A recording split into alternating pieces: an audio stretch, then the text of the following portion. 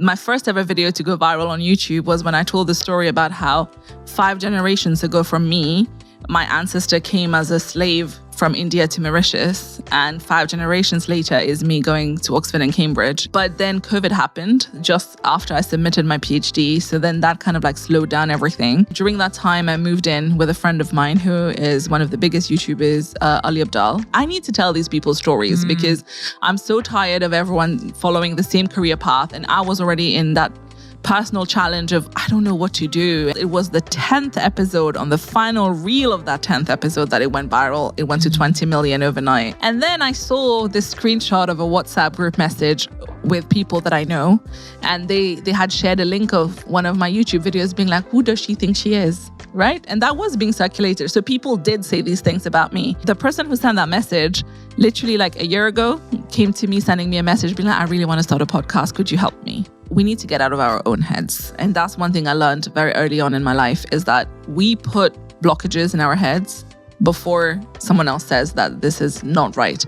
And by that, I mean, don't be the first person to say no to yourself. Women can have it all, but not all at the same time.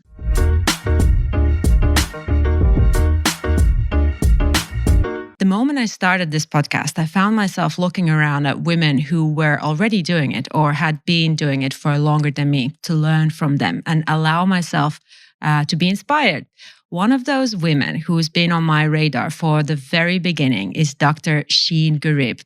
She's not only an award-nominated podcaster who has interviewed incredible names like the Wizard Liz, Sushmita Sen, and Dr. Sarah Al-Madani, but also the first woman from Mauritius to attend both Oxford and Cambridge. Brilliant, grounded, and deeply mission-driven, Dr. Sheen is on a mission to raise women's collective self-esteem, to help women everywhere see their worth, own their stories, and chase their dreams unapologetically. This is a portrait of Dr. Sheen Gurrib. Hi, Sheen. Hi, Paula. How are you doing? I'm very well, thank you. Thank you for having me here. Like I said on the intro, I really, this is a very personal reason why I met you. I asked you to join me, and I'm really glad that you came because your journey's been beautiful, and you've been doing it almost for 5 years, podcasting and being quite active in women's support kind of activism. I want to go at the beginning and ask you how it all started. Because there's so many things. I saw you as a podcaster, and when I started looking into you, I was like, who is this woman? She's doing so many things, and she's had like career shifts, and she's kind of started one thing and then was brilliant at that and then starting something else. So can you just bring us back to where you were raised? I assume Mauritius? Yes. So tell me about it. Okay, so we're starting from the very beginning then. Okay, sure. So I grew up in Mauritius. It's a small island, for those of you who don't know. It's a small island off East Africa in the Indian Ocean. Have you been to Mauritius? I have. You have? Yeah. Oh my goodness. Okay, we have to talk about that for sure. But yeah, grew up there. And being from an island, there's not a lot that you can do in the country itself. I was a grade A nerd in school. I was doing well. I was doing science subjects. And it became clear that I would do well by the end of high school. So what comes next? And I was very lucky because my sister was already studying in the UK. So my parents thought, okay, automatically that means that I need to go to the UK as well to study. And because at this point we had understood a little bit the UK education system, we felt a little bit of courage to apply for Oxford because that was the dream. At this point, maybe 5 people from Mauritius have ever been to Oxford. So I applied, went for my interview. On the interview day, I just looked around and I was like, let me take it all in. This is Harry Potter. I don't think I'm coming back because when you go there, you see the very big disconnect between my experience and people who were raised in the UK. And I assumed that I was not going to get in. And lo and behold, I did get in, which was crazy to me still, till date, it's crazy. What kind of personality or what kind of person or character you had when you were growing up? Were you always extrovert or... But for example, right now, for what you're doing, it seems like you're very extrovert. But like what you're describing is very much like into education and learning and books and all that. So Were you more introvert then? And talk about how you were as a child. Not at all. I grew up as an extroverted kid. I was very book smart and I loved studying, but I was an extrovert still then. Every year, my report came from school and it would say she's very smart. I would top the year every year, but she's very talkative.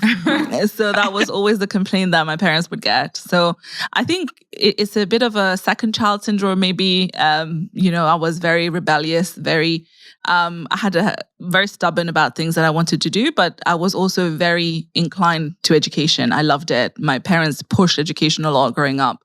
And we were blessed enough that we were doing good in education. And therefore we were like, okay, I like doing this as well. And it really helped me because that's why when you think about it, a little girl who came from an island, first time I got on a plane was to go for my interview to Oxford. Wow. And I'm not used to speaking English. My first language is French. So that brings about a lot of self-realization once you get there. And you think, okay, I'm not even sure I can string a sentence together because you're not used to it. You learn English in school, but it's not something you usually speak. I was thinking of what you just said, that school would send that you're good at learning, but talkative, as if talkative is almost like a bad thing. I got actually very similar. Like she'd always ask too many questions. And sometimes those were silly questions. They were like, you should listen more to what the teacher's saying. Yeah, but I grew up with also that thought that talking too much, sometimes you have to tone it down a little bit. But I was wondering, you were saying that your parents were pushing education. Were they in education themselves, or did they have some sort of aspirations for you? Or how did that work? Were you just naturally very smart, or was it sort of kind of ingrained in you that this has to be your path? There is two factors here. The first one was, yes, I was very blessed. I never had to study very hard in school and I would do very well. And I think there is definitely like a genetic factor that is involved there. I won't take the credit because a lot of times I wouldn't work hard, but I would do well. But there's also the second factor, which is my parents did prioritize education, mostly because my dad had to drop out of university because he became an orphan. So then for him, it was very important that his kids would be educated. And he always put a very big stress on the fact that we need to be educated. And also, my first ever video to go viral on YouTube was when I told the story about how 5 generations ago from me, my ancestor came as a slave from India to Mauritius, and 5 generations later is me going to Oxford and Cambridge. It's a very, very short period of time. And it's a huge jump that for my generations going forward, there's no way we can make any jump that is similar in amplitude. And that's why, because my grandparents were not educated, my parents were educated, but not to the level that we were.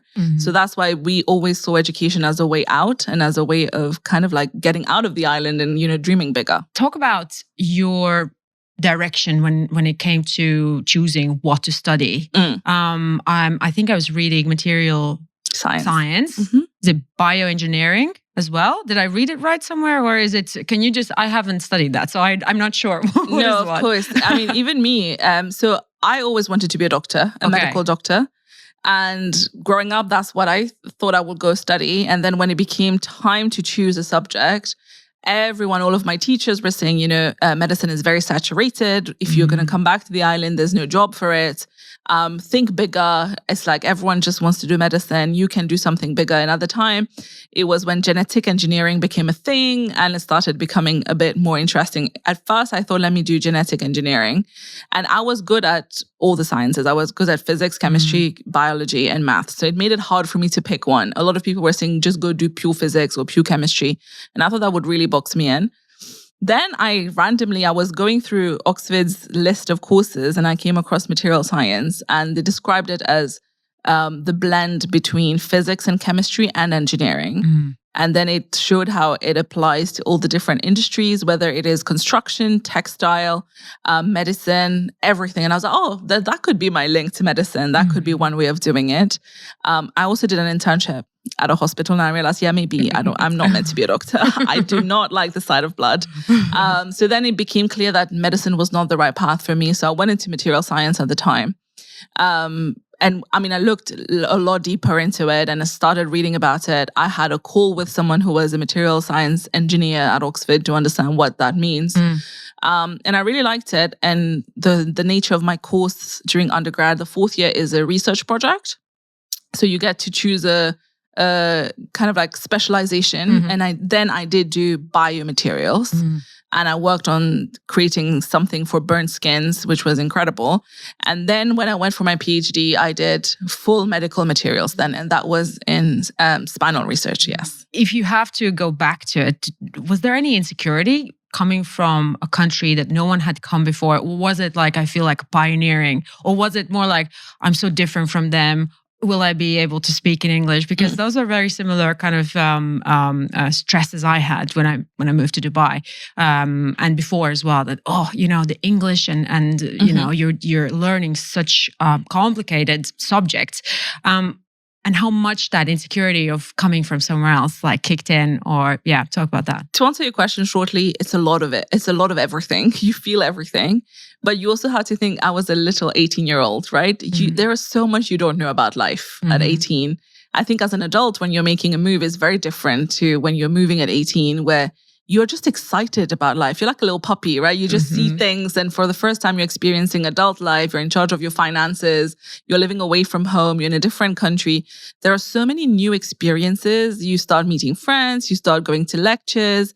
So for me, it was a lot of adapting to new things that I had never done before. And of course, there is a little bit, I hate the word imposter syndrome, but there is a little bit of that. I was the only brown girl in my course. I was the only African in my course. So it was always a little bit of like, well, you are the other person. But at the same time, it didn't feel that way most of the time.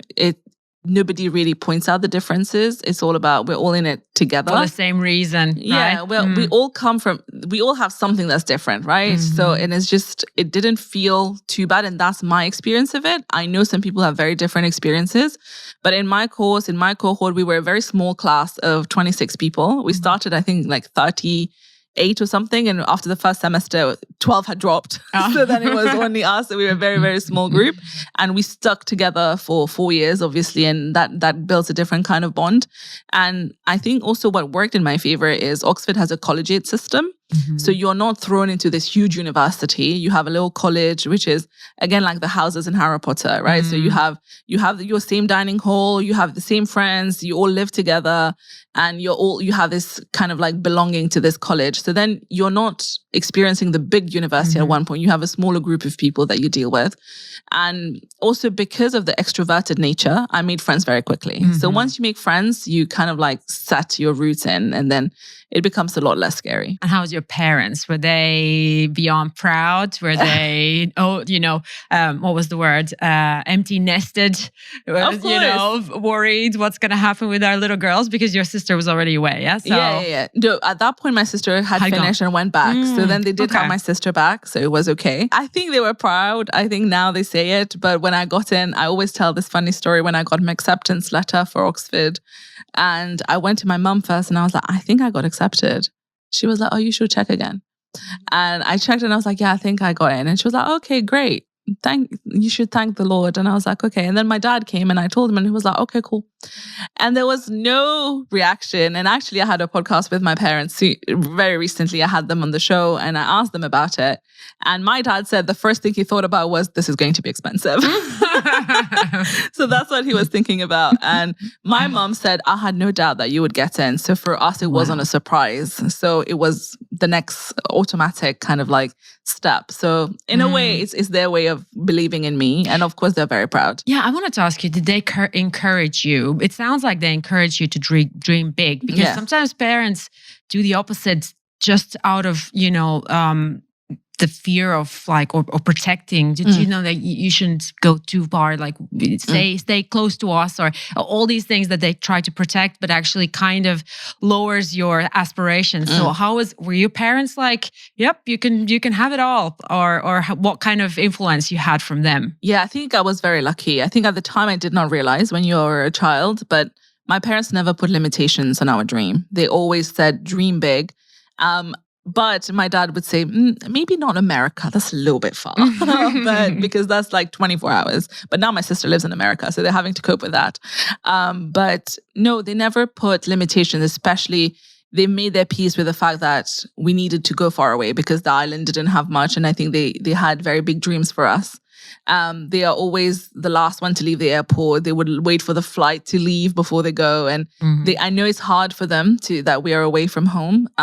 But no, they've never put any limitation. If anything, they are the ones who would make me believe that, okay, maybe this is possible. And they've been very supportive, as you know, like I've had a very academic heavy career first. And when I decided to leave all of that to try and venture out into something entirely new and that they don't understand at all, that I don't understand very much either, they were very supportive. They were very much like, you know, because that's the whole point, right? They worked very hard for us to build a foundation for ourselves so that whatever happens tomorrow, you know, you can fall back onto your foundation. So then they were very much like, you know, if this is not serving you, it's not making you happy, just find something else until you find what's for you, because you always have this to go back to. And it sounds like they trusted your judgment as well. Yeah, they do. They do. I remember when I was in Mauritius, there was this big sign that said, if I remember correctly, it was something like French design, African living or something like that. I don't know if you remember. It was some sort of like furniture store. Okay. But it was huge. And I remember I was driving, I was there for probably 4 days just for work, which is funny. Like, you're going to Mauritius for work? And everyone's like, sure, you're going to the beach. But that was sort of like the essence that I felt from Mauritius. Just a quick, maybe you can kind of sketch it in. Like, what is the cultural essence of Mauritius? You said you were speaking French. Your ancestors from India. It's part of Africa. So there's a lot of blend, I assume, right? Oh, absolutely. I think the best way to describe Mauritius, it's a beautiful, calm chaos.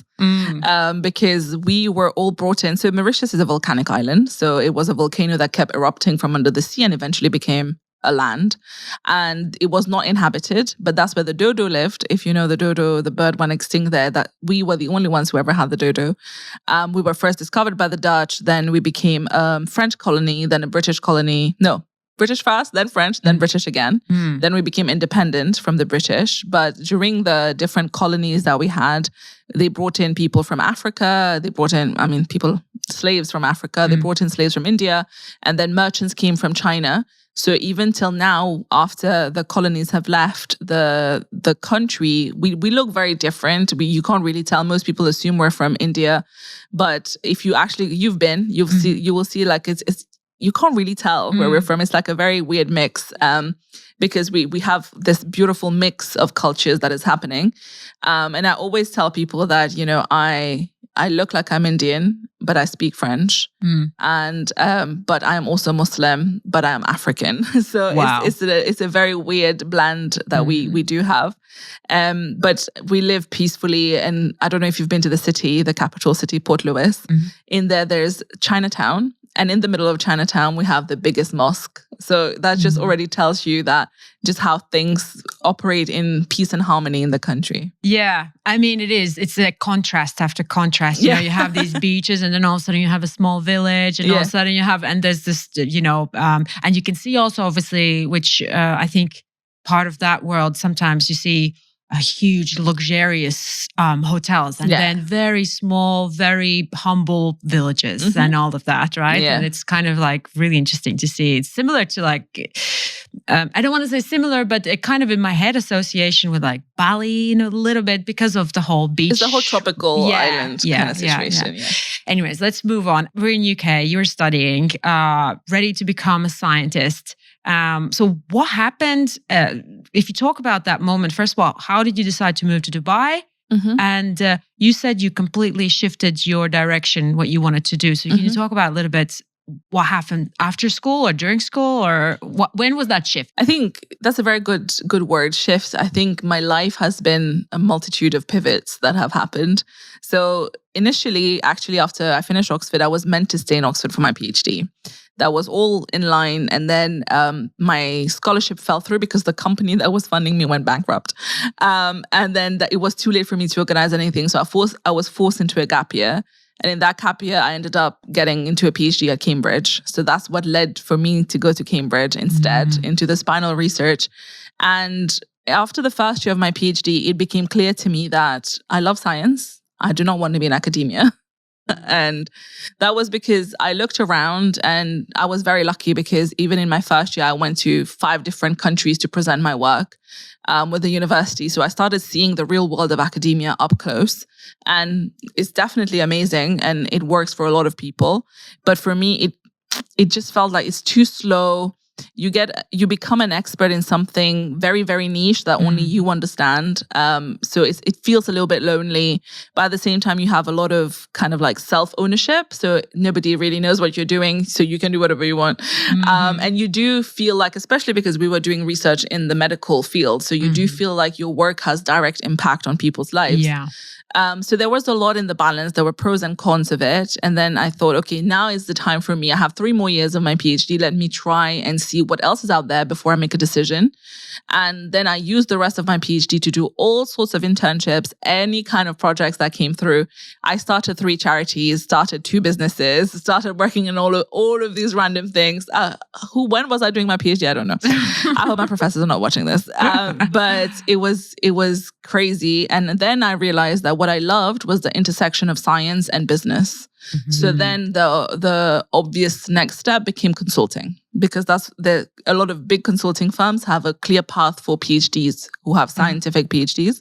You come in at a higher level and you can basically work on projects from your fields. Okay. So then I thought, okay, let me go into consulting. And that gives you some flexibility, I guess, as well with consulting, right? Like you are not very attached to one. You can kind of move around. Correct. So now you're in a broader field, right? I'm no longer spinal. I'm now more life science and healthcare kind of thing. But then COVID happened just after I submitted my PhD. So then that kind of like slowed down everything. During that time, I moved in with a friend of mine who is one of the biggest YouTubers, Ali Abdal. In Dubai? In Cambridge. Yeah. And then I saw what that world looks like up close. And he had just quit his job as a doctor in order to become a full-time YouTuber. And I saw what that looked like. He had just hit 1 million, and I was seeing the business side behind the content creation. And he was the biggest push behind me starting a podcast, because I had been telling him, I think I've been thinking about it. I have some really cool friends. Like one of my friends dropped out of uni to become an astronaut. One of them, and she's currently in space. And I know. And one of them just became a rower. She was a doctor who became a rower, and then she was rowing at the Olympics. And I was like, I need to tell these people stories because I'm so tired of everyone following the same career path. And I was already in that personal challenge of, I don't know what to do. And I feel like I need to do the traditional things, but what are the other options? So then he pushed me to start the podcast, and that's when the podcast started. So I had just finished my PhD. I was applying for jobs. We were in lockdown, and then I started the podcast. Wow. It was around end of 2020, start of 2021. So it sounds like a little bit of a identity crisis there, sort of like, which way do I go? It's so much achieved, but yet you want something else, right? Like kind of like, wait, so, and then did you start the podcast as a sort of a hobby to do something, or you were always kind of, you saw what he did and then you were like, I could make this into... No. Absolutely not. It was a hobby. I wouldn't say hobby. I think it was more of a mission-driven project that I wanted to do in order to help other girls, especially. It was never meant to start off as a business because my mind was set. And I wouldn't say I had an identity crisis. I was very clear on what I wanted. So I was like, okay, I want to go into business, so I will do consulting. But in the meantime, now that we're in lockdown, there's nothing else I can do. Let me start this off. And pleasantly surprised, obviously, during COVID, a lot of people were consuming content online as well. So then things were moving a lot faster. So then it went well. Then I got my job offer for my dream company, which was Oliver Wyman, and they offered me the Dubai office. So it was actually London or Dubai. And then it became clear that I was like, you know what? Why not? Why not Dubai at this point? So initially I came for my job with consulting. That was after COVID, 2021. So this was August 2021. Okay, so you're actually a newbie in Dubai, relatively. Yeah, very new. Yeah. Wow. So, and you had started podcast already in UK, so you moved here for your job. And did you straight away go into podcasting here as well? Absolutely not. So I did 2 seasons before I moved. And when I moved, I shelved the podcast entirely because I was working 18 hours a day. So there was no way I could do that. But I already started the YouTube channel, the Instagram page. I had a bit of a following. So then I started documenting my life in Dubai. I started documenting, what it's like. How do you get into consulting? What does it look like when you live in Dubai as opposed to being a tourist? So then the content shifted a little bit. Rather than podcast, it was more about me. It was more lifestyle. I would say the channel really evolved with me, because during the time when I was working, it was about that. And then the podcast completely went off my mind. It kind of like was not my priority at all. And I started enjoying just creating content. But yeah, and then eventually I decided that, okay, I don't like this job. I like the nature of it. I don't like the intensity. Yeah. And I didn't like the future of it. If I looked at people who are further along on that path, I was like, would I want their lives? Probably not. So then what do I do to change my own trajectory at this point? And then a new opportunity came, which was to be the COO of a media company, which I did. So then I jumped ship. I left the corporate world, went into the startup world. And I did that for a bit. And then I jumped ship again and I went into an AI tech startup. I was the CEO of that. So when you were talking about podcast, when you were thinking of podcast, you had this sort of knowledge of like bioengineering and all that. Did you ever thought, maybe I should do a podcast about that? Like, Dr. Huberman, for example, is doing that. So talk about the topic. How did you choose DreamGirl and focus on women? Was that, again, sort of a passion on a side to kind of focus on you as a woman, your journey, and resonate with others? And did it ever cross your mind to kind of like do a podcast about what you were actually working on? Or was it like two separate worlds? Absolutely not. Yeah. I loved my science, and I was a very different person when I was in the lab. It's like different world, different entourage, different people, different level of conversation. And I loved it there. But this is not something that I would enjoy talking about for hours and hours and hours. And I don't think I had enough expertise, because at the end of the day, I was only a student of science. I never really practiced as someone who was a scientist after the PhD. So then it didn't make sense for me. That never crossed my mind. And to be completely honest with you, the topic doesn't excite me that much, where I could speak about it for the rest of my life. And one advice I got was, whenever you're choosing a niche for your podcast, it needs to be a topic that for the rest of your life, you would be okay talking about it for 2 hours a day. And I was like, yeah, definitely spinal research is cool, but not that cool. And the idea of women has always been at the back of my mind, because after I went into Cambridge, then I was on all the newspaper in Mauritius, and my parents were shocked because we didn't know this. But turns out I became the first Mauritian girl to have gone to both Oxford and Cambridge. And we were like, oh, are they sure? How did they fact check this? And then we were like, okay, yeah, the island is not that big. It's 1 million population, so it's easy to check. So then I was like, it really shocked me, because I remember thinking, why? Because it's very late down the line for us to now have someone who has gone to both Oxford and Cambridge.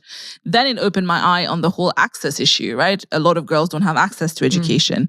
So when I was in uni, that's when we started doing a lot of work when it comes to access to education. And I worked with refugee girls. I worked with African girls. I worked with middle to low income household girls in the UK. And they're all very different kind of girls that you think about, and they have very different access issues to education, but we somehow bracket them together. When we look at the terms girls' education, we think that they all have the same issue and we can blanket solution. So that's when the initial interest came about. That's what led to my first TEDx, which was on girls' education. And then I kind of aged out of the education conversation because I was too old to still be talking about education. But then you realize that as you grow up and you go into the workplace, then there are different issues that women face. And then you go into the personal lives, you go into the society, and then there are so many things that we need to change when it comes to women. Of course, there's been a lot of changes, and I think women are doing much better than we were in the past, but I think there's still so much work to do. And a lot of it comes from self-work as well. I think women have been fed a narrative for so long that we need to change our own mindset about things and remove the blockages that we put in our own heads. How do you do that? Can you talk about your story or journey?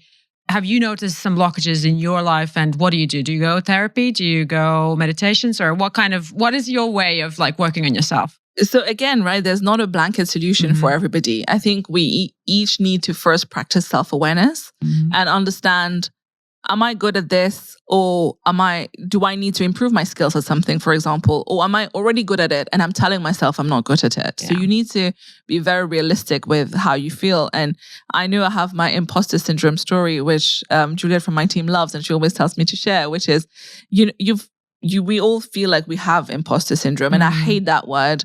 And I was so happy one day. I heard this story from this woman called Reshma Sajani, who is the CEO of Girls Who Code. And she's an impressive woman. And she told the story about bicycle face. Have you heard of the bicycle face story? So this story is telling you how, the first time the bicycle came about. So before the bicycle, we had a motorcycle.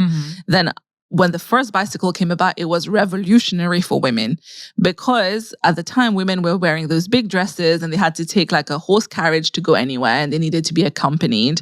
But now for the first time, they could get on a bike and they could cycle alone and go to places. And obviously that did not sit right with a lot of people at the time, especially because those are the days when women were meeting to decide whether they should have the right to vote and things like that. So we needed to stop this free movement of women. And then they actually published in the medical journal that there is a new disease targeting only women and it's called bicycle face. And the problem with that is that when they started describing all the symptoms that women have when they ride a bike, like flushed hairs being pulled back, calves getting bigger, and women got so scared that they actually stopped riding a bike. And the first woman who joined the medical council in America many, many, many years later, the first thing she did was to disprove bicycle face. And what Reshma said was that yesterday's bicycle face is today's imposter syndrome. We have been fed this term about imposter syndrome that now we all assume is true. We all think, yes, that's what I'm feeling. I don't feel like I belong in this space. That's what I'm feeling. It's imposter syndrome. But if you didn't know that term, you would not even think about it. You would not even think that I feel like an imposter. Yeah. You would just think, oh, I'm nervous. Oh, I'm anxious. Oh, I love that. Right? And I think for me, the day I realized this is I've been so blessed and I've been very privileged by being in very important rooms. I've been in the best universities. I've been in the best jobs. I've been around world leaders. And then the one thing you realize is that a lot of people don't know what they're doing. Everyone is just trying to figure it out. And we assume that they know better what they're doing and we don't. And when you've been around these places, then you think, well, I could run circles around these people. Oh, geez. I think it was Barack Obama who said that in any sort of environment, there's always someone who is, he said, you think, oh, you go to Harvard, everyone's smart. And he's like, you go there and actually, no, some of them are, some of them aren't. Then you go, government, everyone should be smart. And it turns out, no, some of them are, some of them aren't. And then you go to world leaders and some of them are smart and some of them aren't. And it kind of makes so much sense because whenever you go into a new room or a new environment, there's always this, different types of people who have different strengths. And sometimes, being smart is not one of the strengths, but they have some other very important talents. But interesting about that, the imposter syndrome, I was thinking about it myself as well. And I was thinking how I almost feel like it's like this inner child in you all of a sudden is in this adult, world. And everyone seems like adults and you seem like that inner child inside thinks that what if they find out that I'm just a child, And I think it was Mel Robbins who was saying, like, we're all actually, if you think about it, everyone is almost like 8 years old in their kind of core. Yeah. That helps actually. But then you think everyone's in the same boat. Yeah. And that's how it is. Right. Anyways, we started talking about, so you were basically jumping to media, to AI, to tech. Okay, how did that happen? And were you ever like, okay, did you take extra courses, or was it just because you were already so high, you can go on sort of executive level and let other professionals kind of fill in, the blanks and help your vision? Obviously, I had done a PhD already, and that's already kind of like being a project manager where you're managing your project yourself. I had already started 2 businesses while I was at university. And then when I went into consulting, it's such a steep learning curve. You learn so many skills so quickly. So I feel like at that point, I knew that I didn't want to stay in consulting. And I was lucky enough that I met someone who became a friend and then who wanted to start his own business. So he hired me through that. And when he made me the job offer, I was like, great, let me finish 1 year of consulting. At least I can say I did 1 year and then I'll join. And that's how that initial shift happened. And, because bear in mind, I did not go into the workplace at like 22 like everyone else. I had been studying for much longer. So I was a lot older when I joined the workforce. So that's why I think the executive leadership already came through. And because I was already running a few little side businesses with other people. So I had done it already for a few years. And then after the media, then the next one was actually a friend from Mauritius who was starting a business, and that became a lot more relevant to what I wanted to do. So that's when I shifted. But again, I was in executive leadership, so I didn't need to know the technical aspect of it, right? So my skills remained the same. But during that job is when I decided, I was like, you know what? I crave my podcast. I really want those conversations. And I remember thinking, now I'm in Dubai. It's a very different crowd to the people that I had in the UK. Why don't I give it a shot? And I remember I was in London on holiday and I was sitting in the hotel room with my friend and she was like, just do it. And I was like, are you sure? She was like, you know what? What's the worst that can happen? She was like, just call up one of the studios, book some sessions and then find some guests. And I was like, but what if I pay and I can't find any guests? She was like, then I'll come. We'll just sit for 5 hours and we'll just talk. And then that was the first time I came across Podster. I spoke to Marwan and he was like, we have a package of 10. I was like, great, let's book 10. And I was like, oh my God, I'm putting money on this. I've never put money on it. And I did book my 10 sessions. And I told myself, let's give it a try. We'll do 10 sessions. I will invest fully. Let's see what happens. If by the end of it, I feel like things have moved, there is some sort of hope that comes from it. I see something happening. It's worth it. Otherwise, I will close this chapter and I will fully become a corporate girl. And lo and behold, it was the 10th episode on the final reel of that 10th episode that it went viral. It went to 20 million overnight. And then everything else picked up. Wow. And I was like, wow, talk about a sign from the universe. It's like the last minute you got it. And how was, well, like you were saying, when I started, it was exactly the same. I was like, I want to do it, but how do I get guests and how do I reach out to people? Or how did you, was it first people you knew or was it through Instagram or did you had a clear vision of what kind of guests do you want as a profile? How difficult was that? Well, obviously I had already done 2 seasons, right? So this was going to be my 3rd season. But the first 2 seasons were people that I knew. And it was in the UK. They were all my friends or friends of friends. And it was very easy. But when I was here, I didn't know anyone that I would want to have as a guest. And for me, from the start, my guest profile has been the same and it hasn't changed till today, which is women I want to learn from.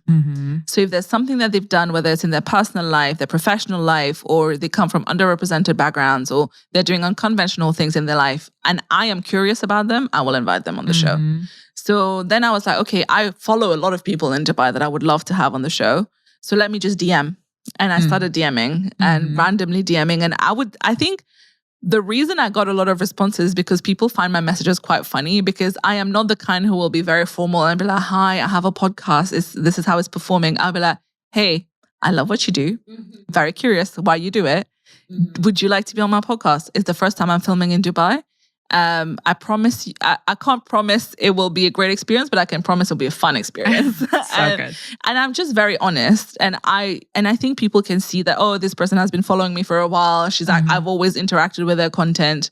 And I was very lucky that all the people I reached out to, everybody said yes in that first season. Yeah. Awesome. And a lot of them we met for the first time on the podcast. And that was a big learning experience for me because I went from interviewing my friends to interviewing strangers that we're meeting on the day and trying to get them to be comfortable. But that's where the yapper in me became very useful. So in Dubai, probably for the last 2 years, you've kind of done it, right? Correct. And I was just thinking on a philosophical kind of note, if we finish. So I saw this one quote that you had written on your YouTube, which kind of really made me think. I think it was right at the end, was what it means to be a girl in a world that was never built for us, which was really interesting because there's been a lot of talks about how, this world has been made by men, and then women try to compete. And then there's a question, should they compete? Should they create their own system or ways of working? Let's start with, what are the main fears for women? Honestly, for me, the one thing you notice after we've done more than 100 episodes at this point, and is that we all live the same life, but at the same time, it's so different. And I think life happens very much the same way to all of us, but our reaction to things are very different, and where we come from is very different. So that means that our individual experiences are very different. But at the same time, the challenges that come up from the conversations are very much under the same paintbrush, right? And I think that a lot of it comes from us. Again, from what you mentioned, is that we are banging our head against a system that is not designed for us. And I think that, again, I will say this, that we have made a lot of strides. We have seen changes. We see women doing much better.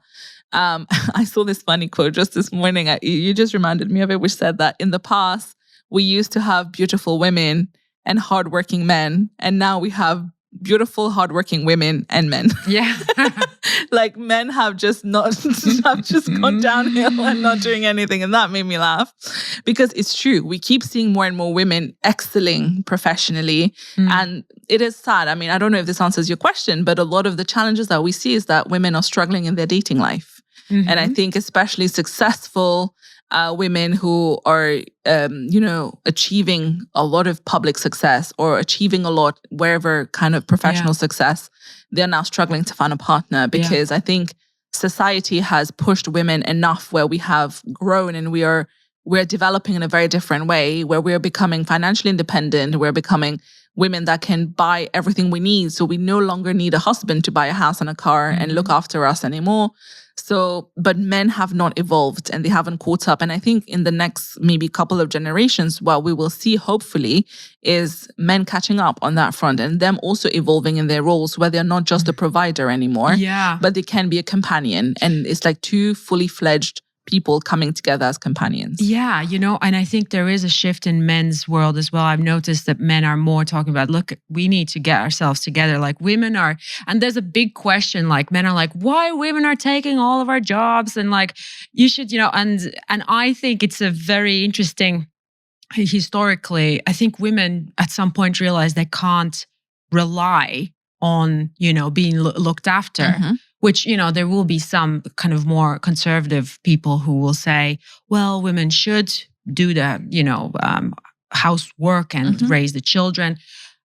But they need a very supportive husband. And what if that doesn't happen? Then the women are stuck and they have to start doing the two shifts, both at home and go at work. And for a second, there was this, women were like, right, okay, we don't need you. We're just going to do it ourselves. Right. And I feel like men are starting to pick up that, okay, we need to recharge ourselves and kind of think about how we're going to go about life, right? And I think it's really great to see sometimes when you see two people, they're together not because they need each other, because they just love spending time with each other, right? Like, and that kind of disappears in the whole family and who's looking after who. You kind of start thinking, are we here because we like each other, or is just because it's convenient? Now you're cooking for me and I'm giving money for you. Like it's transactional. It's transactional. It seems like, and I think Dubai is a great place to see women who are doing everything. Well, question is it good to do everything? What is your take on that? Being a great mom, and I don't know, can you be a great mom and a great businesswoman and be everything at all these aspects of your life? I mean, that's the forever question of, can women have it all? And I think one thing I've learned from my guests definitely is that women can have it all, but not all at the same time. I think it's very hard to do everything at the same time. It's impossible. And that's why you see a lot more women getting married much later in life, because they're spending their early youth in building their businesses, building themselves professionally, becoming financially independent. And then they're settling to become a wife and a mom. And now they feel like they're in a better position to be a much more dedicated mother. They can afford all the comfort and luxuries that will make their family life better. And I don't think that a woman can either be successful or be a mom. I think you can be both. But there's also some things that you will miss out on, like everything in life, right? You can't win at everything. You can't carry everything. You can't wear all the hats at the same time. So there is a parallel, right? For example, I have a friend who is very high up in a professional role, and she has 3 kids. So that doesn't mean that she can be there all the time, because she's working a very powerful job in order for them to have a comfortable life. But she also can afford a lot of comfort for her kids. Yeah. And she can then take them on holiday and be with them. So it's like, it's that balance. My therapist said to me, because I was talking about it as well, I was like, I sometimes feel like I'm worried that my kids don't feel like they're priority at all times. And she was like, there's a difference between feeling important and being priority. She says the kids can always feel as the most important thing, but they might not be priority at all times. And I think it goes to what you just said about timing, that everything at the same time can't be a priority. It's like you kind of choose certain things at certain times, right? Talk about all this journey in podcasting here in Dubai with all your guests. Has there been any situations where you just are not feeling the vibes and it's like a not good conversation, and or something that sticks out in your memory as like, oh, this was difficult? And how did you go through it? Oh my God, we're allowed to talk about that. No names, but just sort of like, has there been, and what are the no vibes for you when someone is like, showing off too much, or kind of you can see the ego is walking, or do you always have this vibe filter before you invite people? We haven't had anyone like this, to be honest, because in the early days, yes, I was inviting a lot of people I didn't know, but they were people that I have been following for a while. So I knew what kind of things I wanted to ask them. But very recently, it's become more of like people that I've met, people that I like their vibe already. So we've never had to navigate someone whose vibe was completely off on the show. I've navigated experiences where people were not having their best days, right? Sometimes someone is very stressed about something. Someone is going through something in their personal lives and they are not fully focused, or their mind is elsewhere. So it's more that rather than like a bad guest. But I think I'm sure you can relate with that. Is the skill of the host, right? So this is where it's your task to make them be in the moment and kind of like forget whatever else is going on and make them comfortable. And this is a skill that I would like to think that I have gotten much better at with experience. And I feel like I can now make my guests a lot more comfortable. But no, we've not really struggled with that because we are very selective about who we bring on the show now. Yeah, you can. I mean, you have so many subscribers on YouTube, and it's 17 plus million views, and it's like you go through and you see all these interesting people. And I think it's pinned on your YouTube, which I was listening for the last few days, was the wizard Liz. She was so raw and vulnerable and honest, and just, I was impressed. How was it interviewing her at that moment? Because you don't forget that there are cameras and you're talking, but you can see this person is completely open-hearted. And like, how was that? Were you kind of preparing her, or was it just sort of a conversation that naturally flew like that? Well, I don't know if you've seen Liz's content, but her content is that. Yeah. Right? So she was just being herself. And that was actually a funny story. I went to my friend's flat here in Dubai. And when he was parking his car and I was looking around, I was like, I recognize this garage. And I was like, oh, this is where Wizard Liz takes her selfies. This is her garage. So she lives here. So then he was like, you know what? I think I've seen her in the lift once. And I was like, okay, I'm going to message her on Instagram. And Wizard Liz doesn't follow anyone on Instagram. She has 0 following. And I was like, you know what? Nothing to lose. So I sent her a message being like, hi, Liz, I'm not a stalker, but I realized that you live in the same building as my friend. I didn't know you live in Dubai. I would absolutely love to have you on the show. And I sent it, and literally I sent it. I put my phone down and my phone vibrated. I'd never expected it to be her. So I picked it back up and it's her. And she was like, oh my God, you must be a witch. And I was like, what? And she was like, I literally just had a call with my manager and he said that you need to go on podcasts. And she was like, I hung up and I looked at my phone and I saw your message. Wow. And she was like, it's meant to be. She was like, I'm flying out tomorrow. So are you free tomorrow to record? And I was like, yes, I am. And she was like, okay, let's do it. Whatever time, just send me a message. And she came in, we sat outside. We actually filmed here. We sat outside. And we immediately bonded, me and her. And she was so nice. And obviously, most of the credit goes to her. She was so open and friendly. Yeah. And the minute we sat down, she was like, I'm a little bit nervous. I've never sat down with anyone else. I just film with a camera. Yeah. So I've never filmed with other people in the room. And I was like, oh, don't worry about it. We'll just have a chat.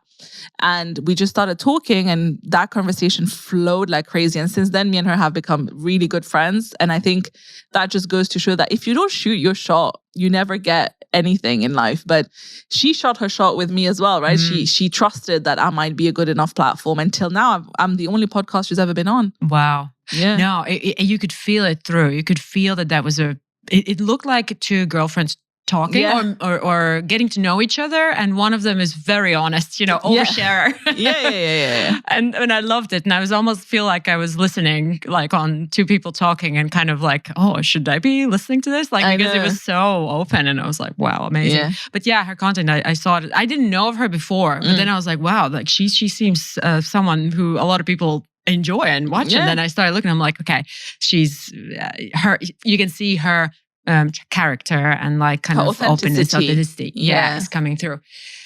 All right. Well, let's end on one of your advice for women.